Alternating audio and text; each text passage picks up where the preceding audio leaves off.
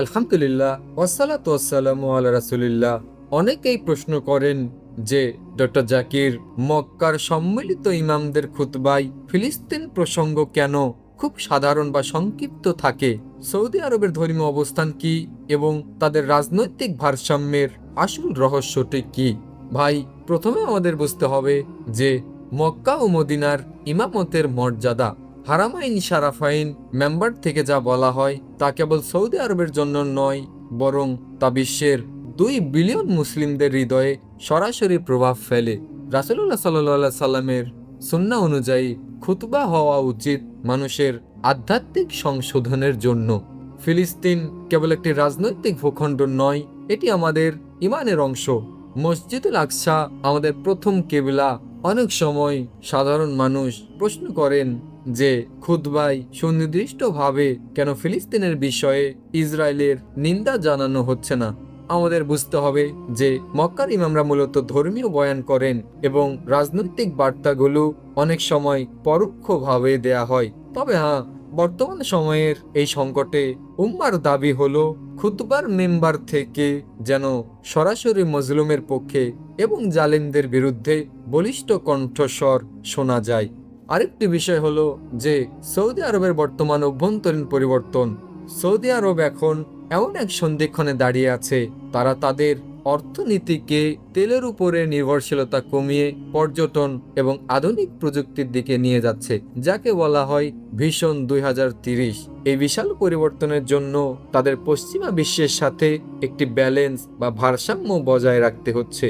যখন একটি দেশ বিশাল অর্থনৈতিক সংস্কারের মধ্যে থাকে, তখন তারা সরাসরি বড় কোনো সংঘাতে জড়াতে চায় না।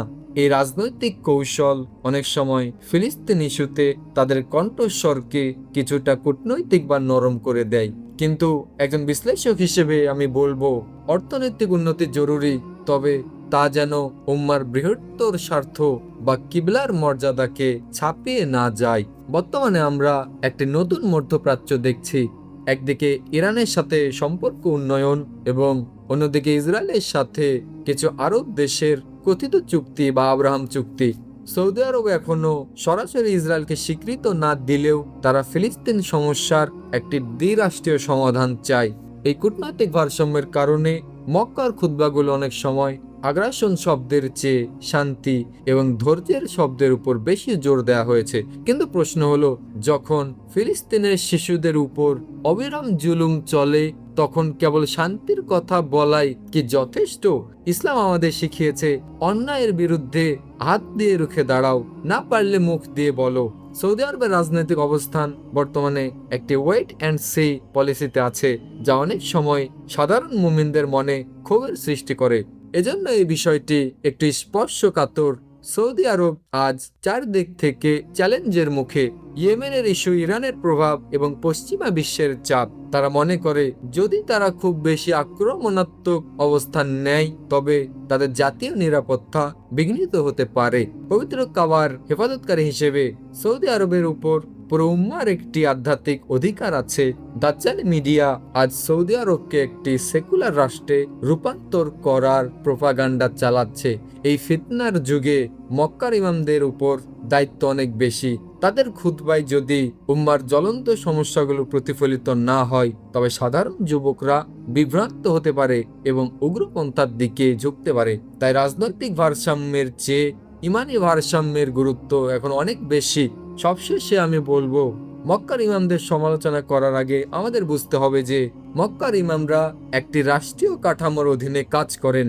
আমি মনে করি আমাদের ফোকাস হওয়া উচিত আল আকসার মুক্তি এবং ফিলিস্তিনের অধিকার। সৌদি আরবের শাসক গোষ্ঠীর উচিত বর্তমান এই ভয়াবহ পরিস্থিতিতে উম্মার সেন্টিমেন্টকে গুরুত্ব দেয়া। ফিলিস্তিন ইস্যু কোনো দেশীয় ইস্যু নয়, এটি ইসলামের অস্তিত্বের ইস্যু। তাই আপনাদের জন্য একটি পরামর্শ যে কেবল সোশ্যাল মিডিয়ায় গুজব দেখে সৌদি আরব বা অন্য দেশের বিরুদ্ধে ঘৃণা ছড়াবেন না, বরং তথ্য ও যুক্তি দিয়ে বিচার করুন।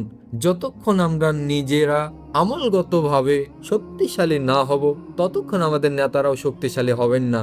সৌদি আরবের রাজনৈতিক ভারসাম্য হয়তো সাময়িক কৌশল হতে পারে, কিন্তু সত্য হলো ফিলিস্তিনি সমস্যার সমাধান ছাড়া মধ্যপ্রাচ্যে স্থায়ী শান্তি আসবে না। মক্কার মিম্বার থেকে যেদিন ইনসাফের তর্জনী গর্জে উঠবে, সেদিন দাজ্জালি শক্তি পিছু হটবে ইনশাআল্লাহ। মহান আল্লাহ আমাদের সবাইকে হেফাজত করুন। ও আখিরু দাওয়ানা আনিল হামদুলিল্লাহি রাব্বিল আলামিন।